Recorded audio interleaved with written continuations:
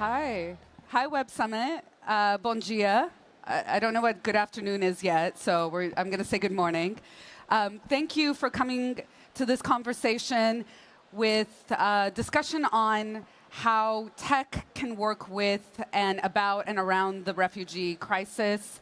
Before we start getting into the meat of the issue, I want people to give an introduction, your name, your organization, and briefly what your organization does in relationship to the refugee issue crisis, or as we were talking about backstage, also discussing it in terms of displaced populations and migrant populations as well. So, hi everyone, my name is Rouba. I'm Syrian, Lebanese, and I founded the first organization that started working with literally the first 40 Syrian families that left to Lebanon. We do integrated work in relief, education, healthcare, protection, and livelihoods.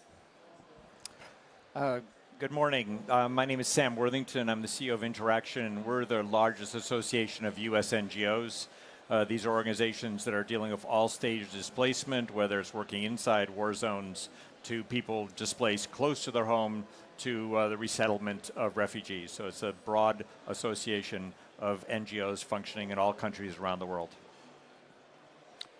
Good afternoon. My name is Carreira. I'm the Executive Director of EASO, the European Asylum Support Office, soon to become the European Union Asylum Agency. We do training, we do capacity building in all the member states in a way to make the asylum system more convergent and more uniform all around Europe. But we do also operations, so majorly in Greece and Italy, where we have in Italy about 32 offices, in Greece about 15 offices. We're also in Cyprus, Bulgaria, Turkey, and we're starting to work also in the neighborhood in the North Africa as well. We're based in Malta. We have about 800 people working right now, and it may... Hello? Can you still hear? May I go on? All right, thank you very much. And we may, of course, enlarge to other parts of the world as the EU is going towards addressing global compacts on migration and asylum. My name is Mark Hetfield. I'm the president of HIAS, which was founded in 1881 as the Hebrew Immigrant Aid Society, which makes us the oldest refugee organization in the world. We were started to help refugees because they were Jewish. Today we help refugees because we are Jewish. We welcome them throughout the United States, resettle refugees in partnership with the United States government, and also we work overseas in Eastern Europe, Africa, the Middle East, and South America, protecting refugees where they are. Hello, I'm Lily Caprani, and I'm Deputy Executive Director for UNICEF in the UK. You probably know UNICEF already as a global UN agency for children. So we're operational all over the world in 190 countries, and in many areas we are directly involved with working alongside the UNHCR to make children safe when they're refugees, when they're displaced, but also to work with them to be resettled. My particular role in the UK, given that it's an industrialised country, is obviously not to deliver technical assistance directly to refugees, but instead to make sure that we are correctly influencing decision makers and taking part in the political debate, influencing policy and communicating in a way about the refugee and migrant crisis that allows people to better understand it, to support it, to raise awareness, to raise funds. And so my chief concern is to engage the private sector, the great British public and the public around the world and governments in understanding their responsibility towards refugees.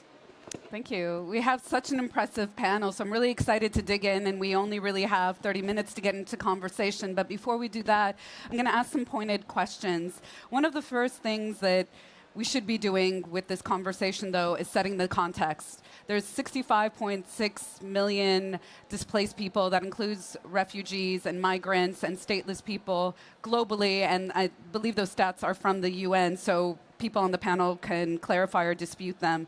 But what is really interesting that most of the West, this is kind of a West-heavy panel failed to understand is that it's not just on European shores. And for the most part, it is the global south, as defined as developing countries, that are really shouldering the burden of this crisis. So to even think of tech-heavy solutions when you have communities that already don't have access points with tech in that way, I want us to start thinking about what can be done, and also think about tech in its analog form. What are some technologies that are already happening, not in some office in Silicon Valley for the crisis, but ways that people are organizing ancient technologies in these places. So I want to start with Sam to give us some of that context, and then go to Rouba.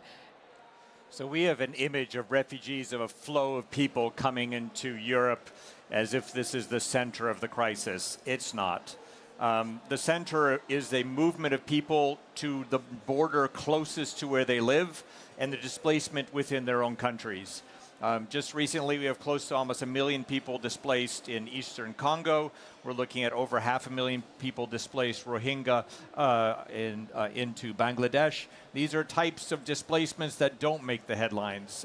They are at the center of this, and the populations receiving them are often very poor themselves, and are in many ways more open to receiving large numbers of people in camps in their own communities than we are in the West.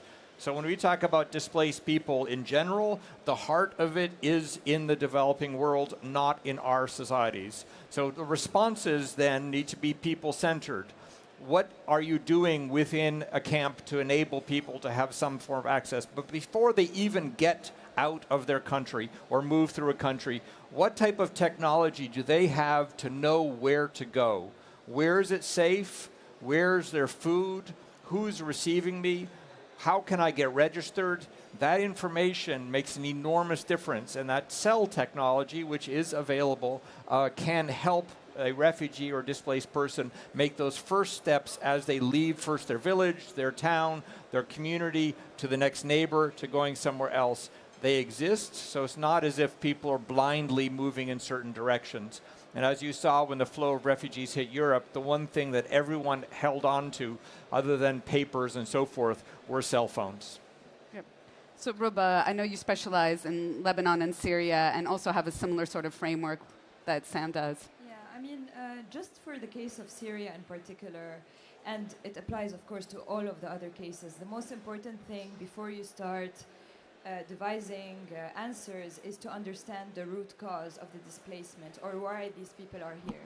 So for example, in the case of Syria, we know that people didn't leave because of a natural disaster. They left because of a case of injustice.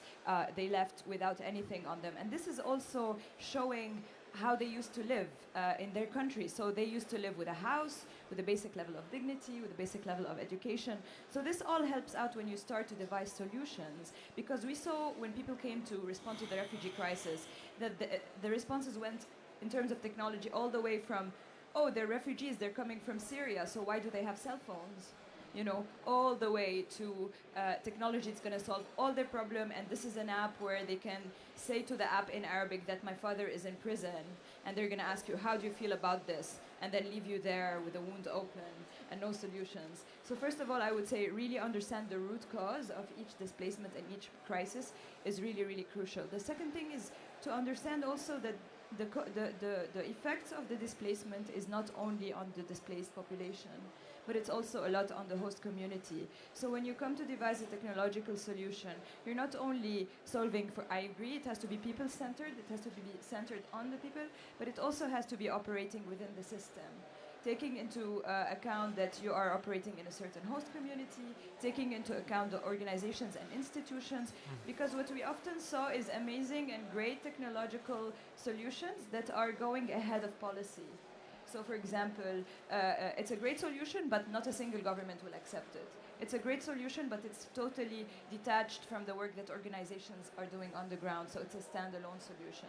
And this is where we see that it's not actually working on the ground. Yeah, you brought up policy, so I want to go to Lily about the ways that the political issues that are happening in the UN, the EU, and other global bodies, how is that a barrier for the relationship that you could have with the tech sector, and what are some ways that you imagine that you can overcome those obstacles? I want to really echo what Rouba's just said. One of the biggest problems with working with the tech industry is that solutions are often technically brilliant, but they've been developed in isolation and they haven't fully understood the context that they're operating in. And recognizing the limits of what tech can do, sometimes there are no technical solutions to political problems. But having said that, I think there's two ways that the whole sector could possibly help to solve political problems as well. And one is recognizing that this entire sector is very politically influential and powerful, and it needs to recognize the power of its voice to speak about political issues. It's a sector that is naturally values diversity, is at ease with disruption, is comfortable with borderlessness in business, and probably is one of the sectors that is most likely to be able to create some sustainable long-term solutions for displaced populations. But it has to do so by engaging with decision makers and political in the political discourse rather than only going to a technical solution. The second thing is that some technical solutions can in themselves be so disruptive that they do genuinely challenge political ideas, and I think that's a good thing. So we often think about refugees as mainly needing their basic needs met. We think about, there are quite a lot of, not myths, but I would say cliches. The refugee lives in a tent, the refugee lives in a camp, the refugee is always... And that is true, unfortunately, for many refugees. But there's also millions of refugees who live in towns, and they live in urbanized areas, and they have lived there for 10 years. And so we have to think more holistically about the root of the challenge they face. And it isn't always just a physical need. It's about their rights, and their rights attached to things like their legal identity, whether or not they can prove who they are, whether or not they can prove who their family links are, and all of those sort of civil rights that come through legal identity. If the tech sector can help us to solve those big, slightly more abstract civil identity problems, it will disrupt some of the political barriers that we face. So there's kind of being advocates, and there's also engaging with the more difficult and abstract technical problem, which is it's about people's identity and legal rights, and technology can help us solve that, I think. Right. So, Mark, as you mentioned, your organization is, if I'm doing the math correctly, 136 years old, and as you said, one of the oldest organizations working on this problem. So what, for you and your organization, is different about this moment, especially with the intervention of tech? And I know you work both in displacement and resettlement. Right. Well, in the resettlement context, one of the biggest problems we had 3 years ago was apathy, a lack of interest in the refugee issue. That is no longer our biggest problem at all. It's no longer a problem. While the U.S. government has taken on a relatively hostile stance toward refugees and asylum seekers, many Americans, and especially American Jews, have taken on a very, a sense of responsibility toward working with refugees. And what we need technology to do is try to bridge the gap between the refugees and asylum seekers we have who have needs for their integration and success as new Americans, and the American volunteers and donors that we have who want to meet those needs. Right now, there's a disconnect between those two, and we really want to see and apply technology so that the housing needs, the employment needs, the furniture needs, the English language needs of refugees and asylum seekers can be matched with the donors and volunteers that we have. Right. Jose, I know that you mentioned some of the stats about the number of offices. Clearly, you have more offices in Italy and Greece because you've been overwhelmed by the situation. So how have you all developed a rapid response to the crisis, especially harnessing some of the tech tools that are out there? Thank you very much. Basically, we work with national authorities in those two countries, with the Greek asylum services, with the Greek reception services, with the Greek police, and also with EU agencies on border protection, namely with Frontex and Europol, and even with Interpol. I want to say that everything that EASO does and the future asylum agency will do is technology-based. So we do interviews we interview each and every irregular migrant that gets through the external borders. Interviews may last up to 6 hours. We need to determine the reason and the motivation of any migrant that arrives to the European Union, and also the merits of the case. It doesn't matter the nationality. There are nationalities that get more protection than others, but it's the merit of the individual that matters to get certain sort of protection. Refugee, under the 1951 Convention of the UN, is just one of the status and gives them a certain benefits, including family reunification and other things. But the majority of the people arriving in the EU and are interviewed do not qualify for protection. They come through networks, organized networks. It is through SAM that all of them, if not all of them, the great majority, have smartphones. But they're not looking for the next campus. They know exactly where they want to go. They're looking to contact the way and the contact points that brought them into Europe for the next stage of their destination. Sometimes they have, of course, to be fingerprinted. They have to be interviewed. They abscond or not absconding during that process. They appeal, and they may end up in other countries of the Union, not only in Italy or Greece.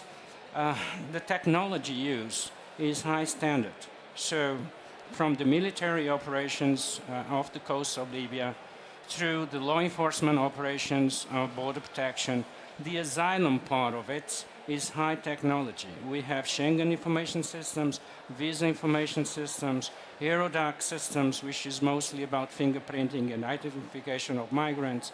In our own case, we have case working systems that are connected through police and asylum systems through encrypted networks.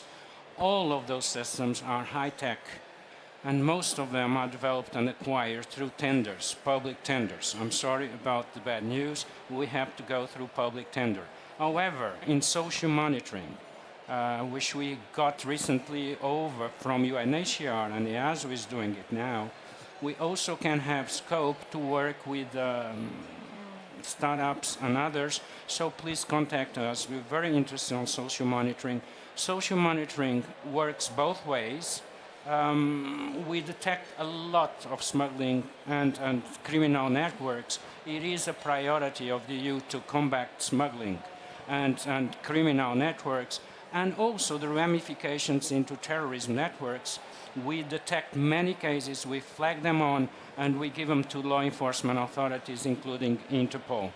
Last week alone, we tried and we identified about 250 sites where false passports, false visas, false promises are part of the argumentation to sell packages to bring migrants from many areas of the world, the 65 million, into Europe based on false information.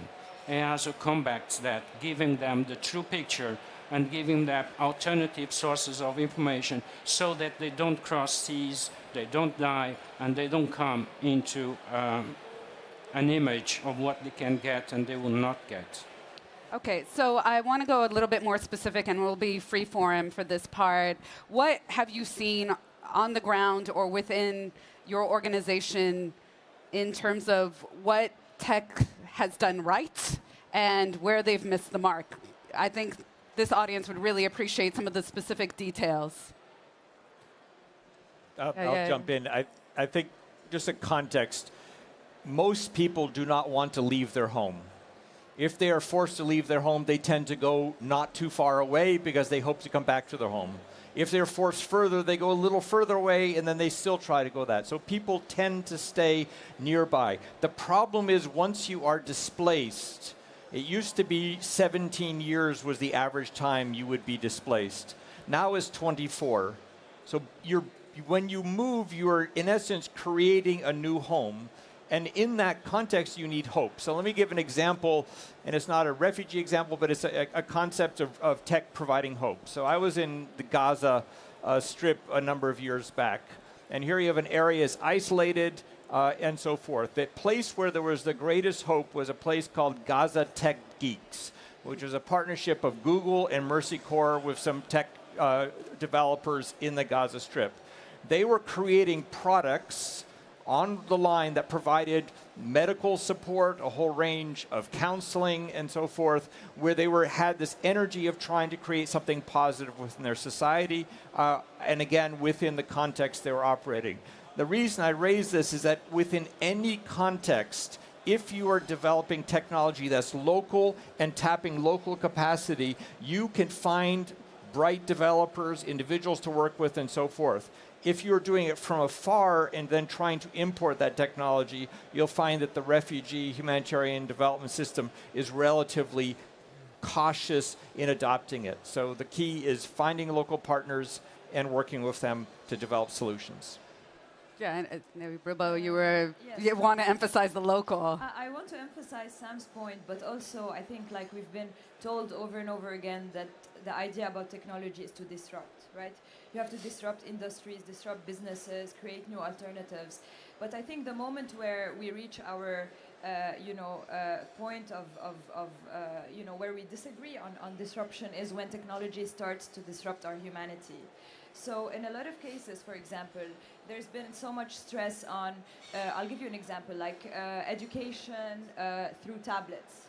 You know, every single person in the tech scene thought that was a brilliant idea, but actually, on the ground, we have seen that this solution hasn't been working, but no one wants to listen to the fact that it hasn't been working. Why hasn't it been working? First of all, because it totally sidelined the teachers. People that are waking up every single day in refugee camps wanting to find a raison d'être or a reason to get out of bed. Second of all, because even us who are extremely privileged Syrians, let's say living abroad, we are having very much difficulty to wake up every day and say, okay, this is a new day, I need to get out of bed, because we are traumatized, we are depressed, we are facing a lot of things. So using, for example, technology in education, you need to have stable environment where people have the motivation to learn or to do so using a tablet, whereas what they are really missing is the human presence in their life and the human touch. So I want to go back to what Sam was saying about emphasizing the locals and look at pre-existing work that's been done and how can we facilitate it. And I will give an example of RefUnite, which is an organization that more than 600 refugees registered, and it was able to reunite 38,000 families with the people that they have lost. I'll give another example where people can work. Find locals that are already doing work and doing extraordinary work on the ground, and try to see how technology can support them. So looking at technology as a tool, not as an end goal in itself. It is just a tool to facilitate what people are already doing.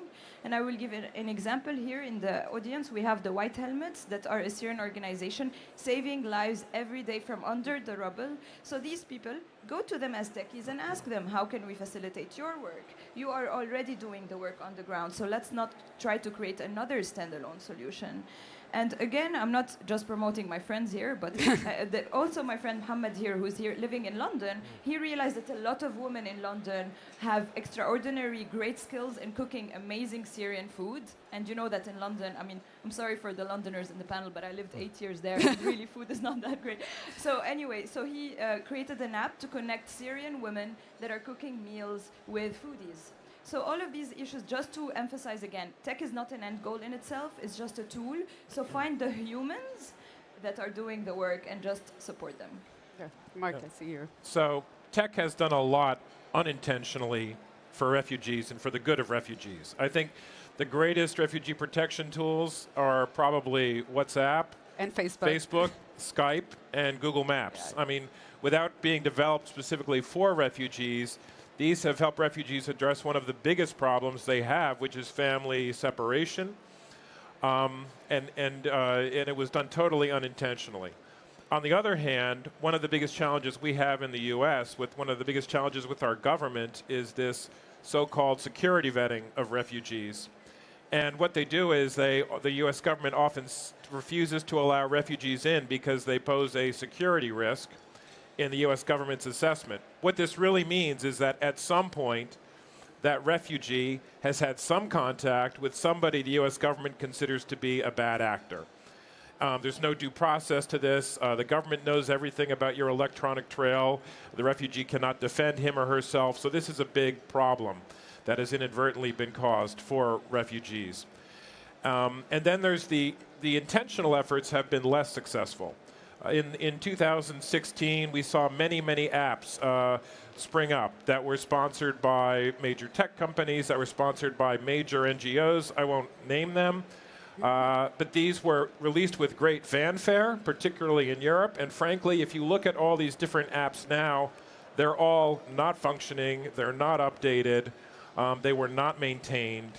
So if you're going to establish an app, we have to figure out a way to really make them, maintain them, and make them responsible to the needs of the refugees, not just release them and into the wild and then see them die.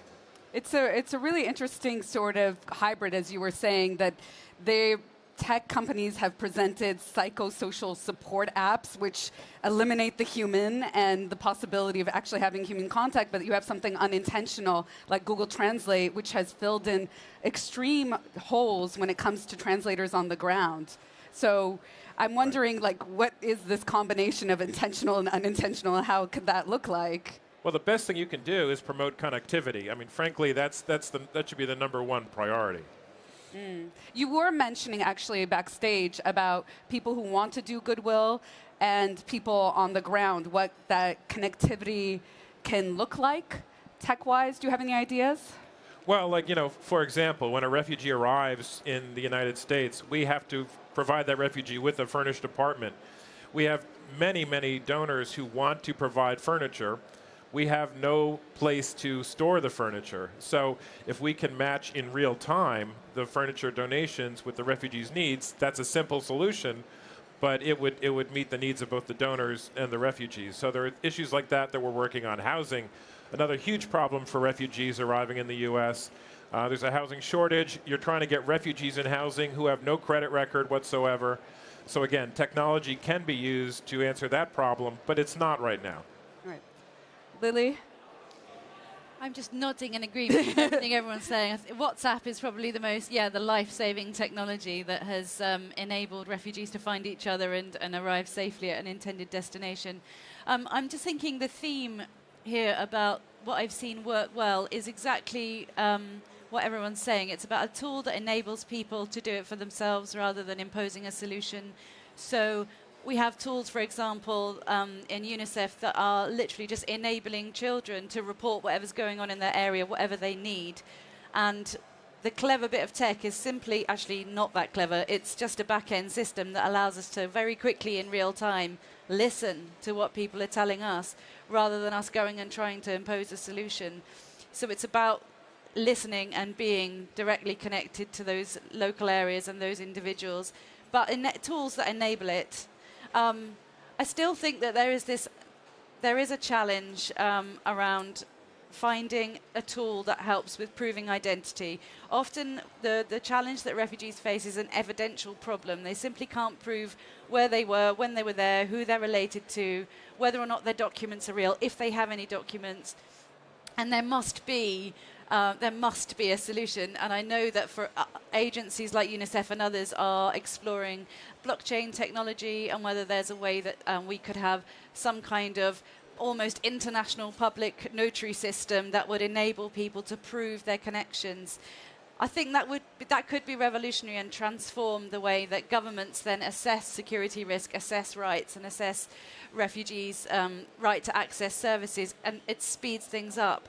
The truth is, all refugee processes and services are very, very slow and bureaucratic, and people, even if they have the right to be, for example, reunited with their families, children can wait more than a year, and that's a huge chunk out of a child's life. So we need to speed everything up. That's the one thing that we could do with the technology. But equally, yes, being realistic, it can't solve every single problem. And the #1 message is immerse yourself in the context, talk to local people. You cannot trial a solution in Silicon Valley. It will not work. Right. Jose, you spoke a lot about what you at ASO are doing on the tech end of tracking smuggling paths, disrupting potential terrorism activity, but being on the ground and seeing what's happening, I know that there is a lot of anxiety for refugees around the process, the ASO process, the interviews. You mentioned sometimes they're 6 hours long. How do refugees connect, and maybe in a technological way, to what you offer and what you're doing and what their rights are? Have you been doing anything tech-wise? We're very much tech-based. Most of the interviews on the database is where the results of interviews are stored. Right, but for refugees who don't even understand the process and they have smartphones, what can they do? They can consult our applications. We don't develop in-house. We use companies. We use companies for developing applications to provide the right message, the right information, the right rights that prospective refugees or people in search of protection may expect inside the European Union. So we have applications that are mobile in terms of spreading the right messages and information. We have applications that are because perhaps you have to put two lines there. What Mark was mentioning, UNICEF as well, is very much after some status is given to a migrant. Right. So we're talking about here about integration, access to job markets, accommodation. This is all happening after a migrant is either resettled or is integrated into certain asylum systems in the country, whether US or in Europe. But we have also technology about before they even start migration, because these 60 million people that are out there displaced, not all of them one day will reach Western shores, whether across the Atlantic or in Europe. But they still need protection. And there's a lot of technology based there as well, because the majority of them will never even travel to the Western world. They will have to stay in Southern Sudan, in Congo, and in Bangladesh, wherever they are. And there are, of course, now I'm talking well behind my mandate, but there's a lot of technology being developed, particularly the UN family, that needs to distribute in-kind support. There's a movement back and forth between in-kind support and managed support so that people can integrate into societies. That's the case particularly of Syrian communities and others in Lebanon and in other places where cash is now given to those families and individuals. So, and all of that is done through mobile applications, web-based applications, and it's parts where technology should intervene and facilitate the life of those in need of protection. Right. So thank you for that. There's more we could talk about, but I want to involve the audience. If anybody has any questions, please, we already see a hand raised. Introduce yourself. Hello. Hi, my name is Salah Zelatimo. I work at Forbes Media. My question is actually to Rouba. We were talking about finding ways to connect with the people on the ground that are directly the refugees themselves and the people that are actually helping them, like the Great White Helmets. But I think what makes you guys so great is that you were able to do that. And there's a lot of people like myself, when this kind of crisis breaks out, I want to help, but I don't know how. I don't know who. And there's people. There are organizations in my neighborhood in Brooklyn that are collecting food for refugees. People wonder who these refugees are. Where's the food going? Is it perishable food? I mean, there's so much of a desire to help, but it seems like we're missing a middle layer to kind of organize, and I hate to say centralize it, but kind of. Right. So if you go to interaction.org, you're going to get a list of 200 nonprofits that have standards that have been around for a long time, in essence providing everything sort of soup to nuts along the trail. There also will be guidance of don't give goods, it's better to give cash. If you want to do something locally, then you're working with an organization like HIAS in the United States. If you want to do something inside or outside Syria, you're working with the International Rescue Committee or others. And then they are working with local groups and so forth. So there is a place to look for ways to give. Just one comment I think is critical here. We focus on refugees, but we need to focus as much on the host populations as the refugees. So it's the population in Lebanon, in Jordan, that's hosting them that needs as much support as the individuals coming in. Right. Thank you. Well, I want to get one more question, and then you can add to that later. Yes.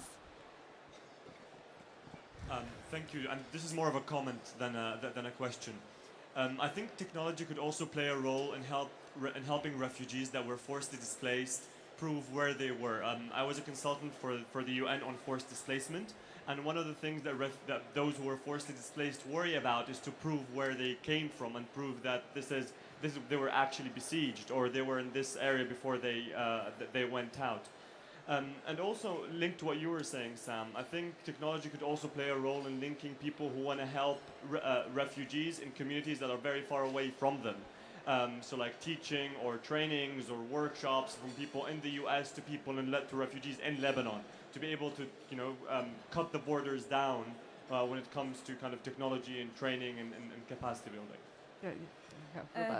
Salah, maybe my answer will shock you in Web Summit, but I actually think when people used to ask me what is the best thing we can do for Aleppo today when the genocide was happening, I used to say, talk to your politicians, talk to the people, create a buzz in the community where you are. I know that you live in New York. If you want to help Syrians, help a local migrant in New York that comes from somewhere else. I deeply believe that we live in a very, very connected world.